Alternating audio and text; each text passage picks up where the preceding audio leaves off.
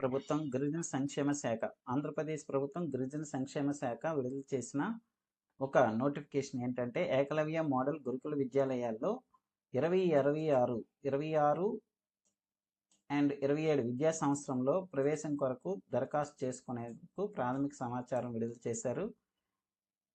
ఇది 5వ తరగతి చదివిన విద్యార్థులు అప్లై చేసుకోవడానికి వీలవుద్ది. 6వ తరగతికి ప్రవేశాలు నోటిఫికేషన్ అనేది విడుదల చేయడం జరిగింది.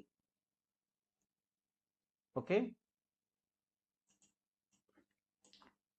2026-27 విద్యా సంవత్సరానికి గాను ఆంధ్రప్రదేశ్ రాష్ట్రంలో గురుకుల ఆధ్వర్యంలో నడుపుతున్న 28 ఏకలవ్య మోడల్ గురుకుల విద్యాలయాలు 6వ తరగతిలో గల 60 సీట్లు, ప్రతి విద్యాలయంలో కూడా 60 సీట్లు ఉంటాయి, నింపడానికి అర్హులైన విద్యార్థులకు ఆన్లైన్ ద్వారా దరఖాస్తులు కోరబడుతున్నాయి.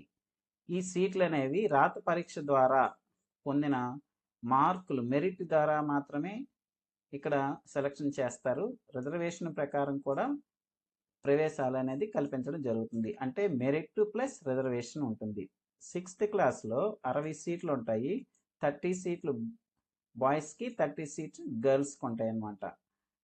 ఓకే, నెక్స్ట్ మరి ఏ జిల్లాలో ఎక్కడ స్కూల్స్ ఉన్నాయో చాలామందికి తెలియకపోవచ్చు.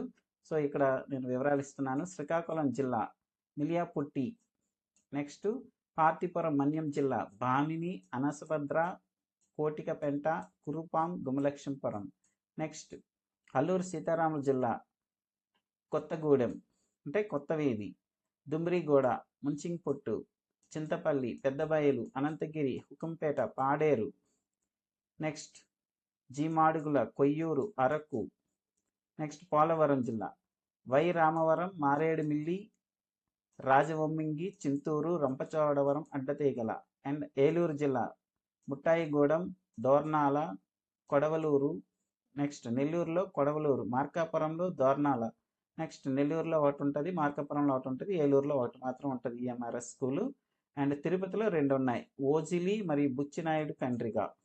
ఇది దగ్గరగా ఏర్పేడు అక్కడ దగ్గరగా ఉంటుంది అనమాట ఈ తిరుపతి జిల్లాలో. ఈ విధంగా 9 జిల్లాలలో మొత్తం 840 సీట్లు బాయ్స్, 840 సీట్లు బాయ్స్కి, 840 సీట్లు గర్ల్స్కి.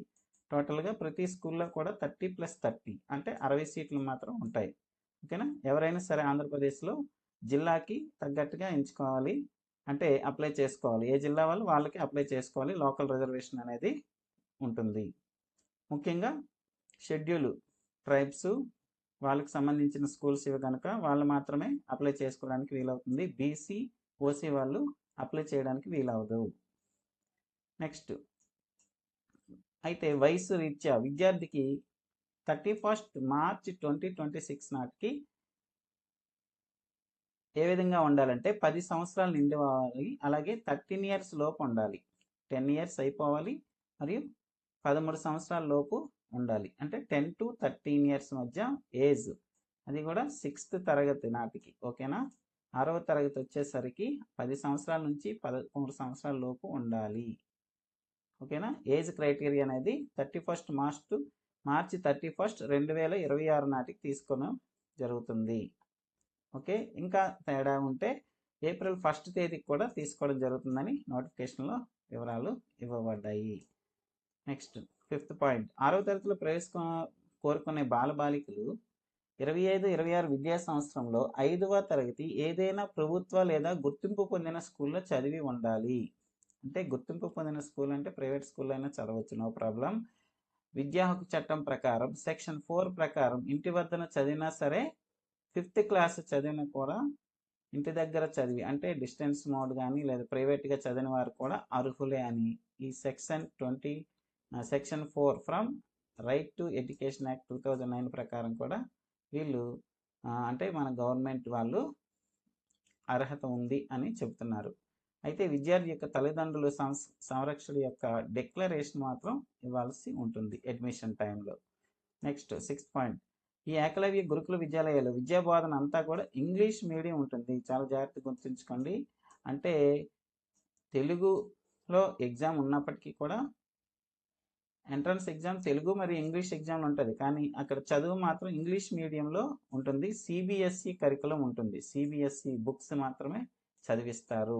నెక్స్ట్ తెలుగు మీడియంలో చదివిన విద్యార్థులు కూడా రాత పరీక్షకు అర్హులే. అంటే 6th క్లాస్ నుంచి ఇంగ్లీష్ మీడియం సిబిఎస్ బుక్స్ చదవాల్సి ఉంటుంది. అది ఆలోచించుకొని క్యాపబిలిటీ ఉన్న విద్యార్థులు అలాగే చదవగలిగే విద్యార్థులు అప్లై చేసుకుంటే మంచిది. తర్వాత అక్కడికి వెళ్ళి మీడియం ఇబ్బందుల పాలు అవ్వద్దు.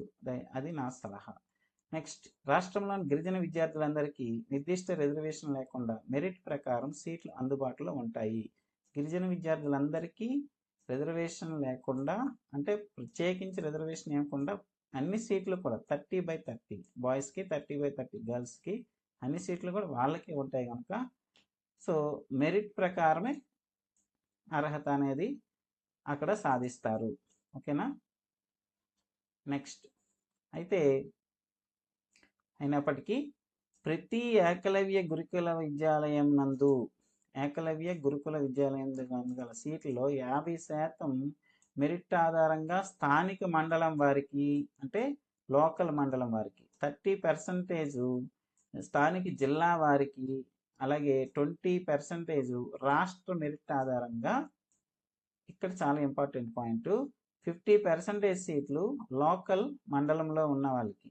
ఫర్ ఎగ్జాంపుల్ కురుపాం మండలం అనుకోండి, కురుపాం మండలం విద్యార్థులకి 50% సీట్లు అంటే 60 సీట్లలో 30 సీట్లు అంటే 15 బాయ్స్ 15 గర్ల్స్ ఆ కురుపాం మండలానికి సంబంధించిన విద్యార్థులకే ఇస్తారు.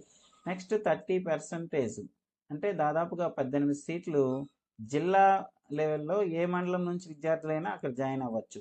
నెక్స్ట్ 20% విద్యార్థులు అంటే 60 సీట్లలో 20% అంటే 12 సీట్లు స్టేట్ వైడ్గా ఏ జిల్లా నుంచి ఏ జిల్లాకైనా సరే వాళ్ళు అప్లై చేసుకొని ఎగ్జామ్ రాసి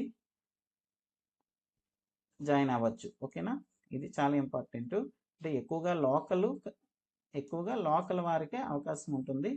బయట జిల్లా వారికి, బయట స్టేట్లో, బయట రాష్ట్ర అంటే స్టేట్లో బయట జిల్లాల వారికి చాలా తక్కువ అవకాశాలు అనేవి ఉంటాయి. ఓకేనా. Next 9th point. సో ఇక్కడ క్లారిటీగా ఇచ్చాడు. 60 సీట్లలో 48 సీట్లు గిరిజన బాలబాలికలకు, 3 సీట్లు ఆదివాసీ గిరిజనులకు అంటే పీవీజీటీస్ అంటారు వాటిని. నెక్స్ట్ 3 సీట్లు డీనోటిఫైడ్ ట్రైబుల్ అలాగే సంచార గిరిజనులు లేదా పాక్షిక సంచార గిరిజనులకు, మిగిలిన 6 సీట్లు అందులో 4 సీట్లు తీవ్రవాదుల దాడులలో తల్లిదండ్రులు కోల్పోయిన విద్యార్థులకు, ప్రాణాలు పోయిన పోలీసు, పారామిలిటరీ, సాయుధ దళాల సిబ్బంది యొక్క విద్యార్థులకు, అలాగే కోవిడ్ వలన తల్లిదండ్రులు కోల్పోయిన విద్యార్థులకు, తండ్రి కోల్పోయిన కేవలం తల్లి సంరక్షణలో గల విద్యార్థులకు, అనాథ విద్యార్థులకు, వీళ్ళలో ఒక 4 సీట్లు ఇస్తారనమాట.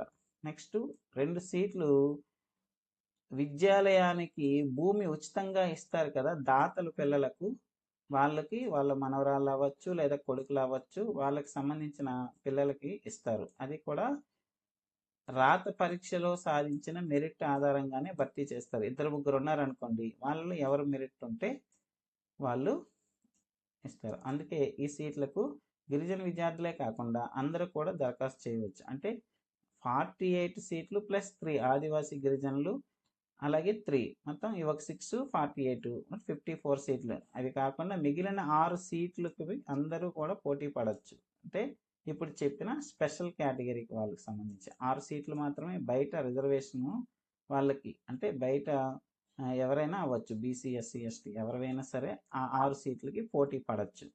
ఓకేనా. నెక్స్ట్ మొత్తం 60 సీట్లలో 5% అనగా 3 సీట్లు విభిన్న సామర్థ్యం అంటే డిఫరెంట్ ఏబుల్ చిల్డ్రన్స్ అనమాట, అంటే స్పెషల్ చిల్డ్రన్స్, అలాగే వికలాంగులకు సంబంధించి 3 సీట్లు ఉంటాయి. ఓకేనా. అందులో కూడా ఎస్టీ విద్యార్థులకు 2 సీట్లు, బీసీ ఓసీ వాళ్ళకు 1 సీట్ మాత్రం ఉంటుంది. వికలాంగులు అయినప్పటికీ కూడా ఎస్టీ వాళ్ళనే తీసుకుంటున్నారు. ఓకేనా. ఎస్టీ విద్యార్థులు మాత్రమే తీసుకుంటున్నారు. ఇందులో ఆ 3 సీట్లో 1 సీటు ఓసీ అవ్వచ్చు, బీసీ అవ్వచ్చు, ఎవరికైనా సరే కేటాయిస్తారు. నెక్స్ట్ విద్యార్థులు ఆన్లైన్లో దరఖాస్తులు సమర్పించినప్పుడు ఈ క్రింది ధృవీకరణ పత్రాలను తీసుకురావాలి అని చెప్తారు. అంటే ఆన్లైన్లోనే మనము అప్లోడ్ చేయాల్సిన అవసరం ఉండొచ్చు, అందుకే ఈ ఇన్ఫర్మేషన్ ఇవ్వడం జరుగుతుంది. విద్యార్థి తల్లిదండ్రుల ఆధార్ కార్డు, నెక్స్ట్ కుల ధృవీకరణ పత్రం అంటే క్యాస్ట్ సర్టిఫికేటు, అలాగే రెసిడెన్స్ సర్టిఫికేటు, రేషన్ కార్డు, అలాగే దివ్యాంగులైన విద్యార్థులు ఫిజికల్ డిజేబిలిటీ సర్టిఫికేట్ ఉంటుంది కదా, అది సదరన్ సర్టిఫికేట్ లాంటిది. నెక్స్ట్ అలాగే ఇందాక చెప్పాను కదా 11th పాయింట్లో చెప్పిన రకరకాల కేటగిరీలకు సంబంధించిన విద్యార్థులు ఉంటారు కదా, వాళ్ళు కూడా కొన్ని సర్టిఫికేట్స్ అక్కడ అప్లోడ్ చేయాల్సి ఉంటుంది. అలాగే స్కూల్లో చదివిన స్టడీ సర్టిఫికేటు, అలాగే బర్త్ సర్టిఫికేటు, అలాగే నేషనల్ స్టేట్ లెవెల్లో స్పోర్ట్స్ విద్యార్థులు ఉంటారు, వాళ్ళకి ఏమైనా సర్టిఫికేట్స్ ఉంటే వాళ్ళు అప్లోడ్ చేయాల్సి ఉంటుంది. అదైతే తప్పనిసరి కాదని అన్నారు, తర్వాత అయినా చూపించవచ్చు. నెక్స్ట్ పాస్పోర్ట్ సైజ్ ఫోటోలు 2, ఇవి పట్టుకొని ఆన్లైన్ సెంటర్కి వెళ్ళి మనము ఆన్లైన్లో జాగ్రత్తగా ఇవన్నీ అప్లోడ్ చేసి నింపాల్సి ఉంటుంది. ఓకేనా. నెక్స్ట్ విద్యార్థులు వార్షిక ఆదాయం అంటే వాళ్ళ తల్లిదండ్రుల ఆదాయం ₹1,00,000 దాటకుండా ఉండాలి. వైట్ రేషన్ కార్డు ఉన్న వాళ్ళు ఆదాయ సర్టిఫికేటు అవసరం లేదు. వైట్ రేషన్ కార్డుని మనం డైరెక్ట్గా అప్లై చేయవచ్చు, లేదా ఆ రేషన్ కార్డు నెంబర్ అయినా సరే ఎంటర్ చేయొచ్చు. నెక్స్ట్ విద్యార్థులు ఆన్లైన్లో దరఖాస్తులు సమర్పించినప్పుడు ప్రాధాన్యత క్రమంలో ఏకలవ్య మోడల్ గురుకుల విద్యాలయాలు ఉంటాయి కదా, 5 ప్రియారిటీస్ అంటే ముందు ఏ స్కూల్కి నేను అప్లై చేసుకుంటాను అనేది ముందుగానే మీరు డిసైడ్ అవ్వాలి. ఒక 5 ప్రాధాన్యతలు మీరు ఎంచుకొని ముందుగానే డిసైడ్ అయ్యి ఆన్లైన్లో పెట్టేటప్పుడు వాటిని చెప్పాలి. ఫస్ట్ ఏ స్కూల్ మీకు ప్రియారిటీ, ఫర్ ఎగ్జాంపుల్ కురుపాంలో ఉన్న స్కూల్ నాకు నేను చేయాలనుకుంటే అదే ఆప్షన్ ఫస్ట్ ఇవ్వాలి. తర్వాత నెక్స్ట్ దగ్గరగా ఉన్న స్కూల్, ఆ తర్వాత దగ్గరగా ఉన్న స్కూల్, ఈ విధంగా దగ్గరగా ఉన్న 5 స్కూళ్ళు వరుసగా మీరు ముందుగా అనుకొని ఆన్లైన్ సెంటర్కి వెళ్ళాల్సి ఉంటుంది. నెక్స్ట్ రాత పరీక్ష 100 మార్కులకు ఉంటుంది, చాలా ఇంపార్టెంట్. 100 మార్క్స్ ఉంటుంది. తెలుగు మరియు ఇంగ్లీష్ మీడియం ఉంటుంది. ఓకేనా. అయితే ఈ ఎక్కడెక్కడ ఉంటాయంటే ఇక్కడ సెంటర్లు ఇచ్చాను. ఈ వీడియోలో నేను ఇవన్నీ ఎక్స్ప్లెయిన్ చేస్తే ఇంకా టైం అంటే వీడియో లెంత్ ఎక్కువ అవుతుంది కనుక వీటిని చదవండి మీరు. అలాగే ఇక్కడ ఎగ్జామ్ సెంటర్ కోడ్స్ కూడా ఇచ్చాడు. ఈ ఎగ్జామ్ సెంటర్ కోడ్స్ అనేవి ఆన్లైన్లో పెట్టేటప్పుడు నింపవలసి ఉంటుంది, నోట్ చేసుకోండి. నెక్స్ట్ దగ్గరగా అయితే పార్తీపురం మన్యంలోనే ఒక 5 సెంటర్స్ ఉన్నాయి. విశాఖపట్నంలో ఒకటి, అల్లూరు సీతారామరాజు జిల్లాలో ఎక్కువ ఉన్నాయి సెంటర్లు. అలాగే పోలవరం, ఏలూరు, ఎన్టీఆర్ జిల్లా, గుంటూరు, పల్నాడు, ఇలాగ ప్రతి జిల్లాలో దగ్గర జిల్లాలు ఎక్కువగా ఉన్నాయి. ఓకేనా. ఈ ఎగ్జామ్ సెంటర్ కోడ్స్ అనేవి మరొకసారి బ్యాక్కి వెళ్తున్నాను, చూసుకోండి జాగ్రత్తగా. వీడియో పాస్ చేసి మీరు నోట్ చేసుకోండి. మీరు ఏ జిల్లాకు సంబంధించిన వాళ్ళైతే ఆ జిల్లాకు సంబంధించిన కోడ్ మీరు నోట్ చేసుకోండి. డౌట్ ఉంటే ఆ పక్కనే కాంటాక్ట్ నెంబర్స్ ఉన్నాయి కదా, ఆ కాంటాక్ట్ నెంబర్స్కి మీరు కాంటాక్ట్ అవ్వచ్చు. నెక్స్ట్ సో కొత్త జిల్లాలు ఉన్నాయి. విజయనగరం, అనకాపల్లి, తూర్పుగోదావరి, కాకినాడ, పశ్చిమ గోదావరి, అంబేద్కర్ కోనసీమ, ప్రకాశం జిల్లాల అభ్యర్థులు తమ సమీప పరీక్ష కేంద్రాలను ఎంచుకోవాలి. విద్యార్థులు తమకు సమీపంలో ఉండే ఏ పరీక్ష కేంద్రాన్నైనా సరే 3 పరీక్ష కేంద్రాలను ప్రాధాన్యత క్రమంలో ఎంచుకోవచ్చు, దగ్గర నుంచి దూరం వరకు. ఓకేనా. రాత పరీక్ష ఏప్రిల్ 4వ తారీఖు శనివారం ఉదయం 11 గంటల నుంచి జరుగుతుంది. విద్యార్థులు ఆన్లైన్లోనే దరఖాస్తులు సమర్పించిన తర్వాత ఒక రిజిస్ట్రేషన్ ఫారం నింపవలసి ఉంటుంది.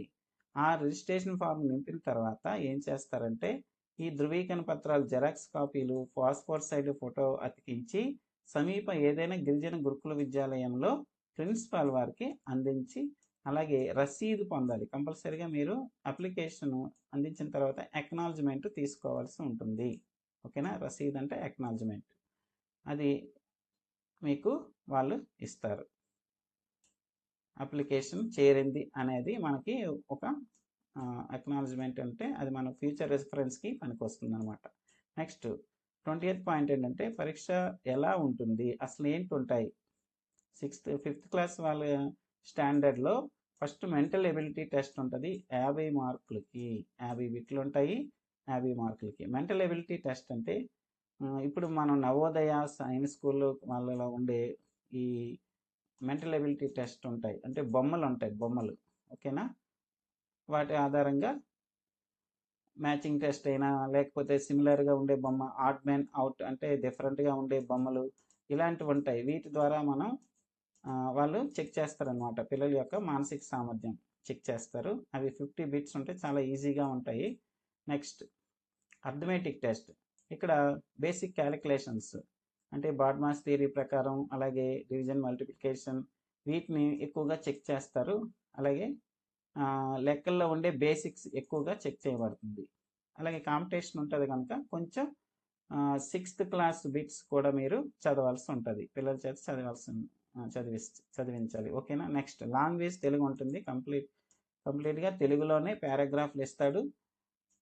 బిట్స్ కూడా పారాగ్రాఫ్ ఆధారంగానే బిట్స్ ఇస్తాడు. 25 బిట్స్ 25 మార్క్స్. అలాగే అర్థమెటిక్ కూడా 25 లెక్కలు ఇస్తాడు. 25 మార్క్స్ ఉంటాయి. టోటల్గా 100 bits 100 marks. Okay, no negative marks అనేది ఉండదు. ఓకేనా. నెక్స్ట్ ముఖ్యమైన డేట్స్ చూద్దాం. నోటిఫికేషన్ 28వ తారీఖునే రిలీజ్ చేయబడింది. అలాగే రిజిస్ట్రేషన్ ఎప్పటి నుంచి అంటే స్టార్ట్ అవుద్ది ఆన్లైన్ 5వ తారీఖు నుంచి స్టార్ట్ అవుద్ది. ఫిబ్రవరి 5వ తారీఖు నుండి స్టార్ట్ అవుద్ది. నెక్స్ట్ ఎక్కడికి ఫిబ్రవరి 28న ముగిస్తుంది. ఫిబ్రవరి 28న లాస్ట్ డేట్. అంటే 5వ తారీఖు నుంచి 28 వరకు. అలాగే హాల్ టికెట్ ఎప్పుడంటే మార్చి 10వ తారీఖు నుండి హాల్ టికెట్ రిలీజ్ చేస్తారు. మరి టెస్ట్ ఎప్పుడంటే ఏప్రిల్ 4 ఉదయం 11:30కి ఎగ్జామ్ జరుగుతుంది. అలాగే ప్రొవిజనల్ సెలక్షన్ లిస్ట్ ఏప్రిల్ 24న ఒకటి. అలాగే అన్ని చెకింగ్ అయ్యే తర్వాత 29న మళ్ళీ డిస్ప్లే చేస్తారు. అలాగే next admission of first merit list స్టూడెంట్లు అనేవి మే 9న రిలీజ్ చేస్తారు. అలాగే ఇంకా నోటీసు అబ్సెంటీస్కి ఎవరైతే జాయిన్ అవ్వలేదో వాళ్ళకి నోటీస్ కూడా పంపించడం జరుగుతుంది. సెకండ్ మెరిట్ లిస్టు మే 14న. అలాగే admission of second merit list అంటే ఎప్పుడు అడ్మిషన్ తీసుకుంటారంటే సెకండ్ మెరిట్ లిస్ట్ వాళ్ళకి మే 24న తీసుకుంటారు. ఒక 10 గ్యాప్స్ ఉంటాయి. 10 డేస్ గ్యాప్స్ ఇలా ఉన్నాయి చూడండి. ప్రతి దానికి ఒక 10 డేస్ గ్యాప్ ఇస్తారు. ఎందుకంటే కమ్యూనికేషన్ పర్పస్ కోసం. అలాగే నోటిఫికేషన్ అబ్సెంటీస్ ఇంకా ఉన్నారనుకోండి సెకండ్ లిస్టు 24న అప్పుడే ప్రదర్శిస్తారు. అలాగే third provisional merit list May 30న ఇస్తారు. అలాగే ఇంకా అవసరమైతేనే third merit list. Okay. Next distribution of books May 30న. అలాగే beginning of new admission session April 1లోనే క్లాసులు స్టార్ట్ అవుతాయి అనేసి మనకి ఇక్కడ నోటిఫికేషన్ ఇవ్వడం జరిగింది. అలాగే admission of third merit list ఒకవేళ థర్డ్ లిస్ట్లో వచ్చింది అనుకోండి మే కాకుండా జూన్ నెలలో 10వ తారీఖు నుండి అక్కడ రిపోర్ట్ చేయవలసి ఉంటుంది. ఓకేనా. నెక్స్ట్ ఇక్కడ ఇంపార్టెంట్ పాయింట్ ఏంటంటే NESTS ద్వారా తెలియజేయబడిన మార్గదర్శకాల ప్రకారం 7వ తరగతి 8వ తరగతి 9వ తరగతి 11వ తరగతులకు సంబంధించిన బ్యాక్లాగ్ ఖాళీలు కూడా భర్తీ చేస్తారు. అంటే అక్కడ ఆ స్కూల్లో 7th 8th 9th 11th క్లాసుల్లో కొంతమంది మానేసి వేరే స్కూల్లో జాయిన్ అయిపోతూ ఉంటారు. లేదంటే రకరకాల పర్పస్ల కోసం వేరు స్కూల్స్కి వెళ్ళిపోవడం జాయిన్ అవ్వడం జరుగుతుంది. అందువల్ల అక్కడ సీట్లు అనేవి ఖాళీ అవ్వడం జరుగుతుంది. ఆ ఖాళీ చేయబడిన సీట్లు భర్తీ చేయడానికి ఈ 23rd పాయింట్లో మీకు నోటిఫికేషన్ ఇవ్వడం జరిగింది. ప్రత్యేకమైన అడ్మిషన్లు అన్నమాట ఇవి. బ్యాక్లాగ్ ఖాళీలు అంటారు. ఓకేనా. ఇది ముఖ్యమైన సమాచారం. జాగ్రత్తగా ఆన్లైన్లో అప్లై చేసి ఇంకా డౌట్స్ ఉంటే కామెంట్ చేయండి. Thank you very much.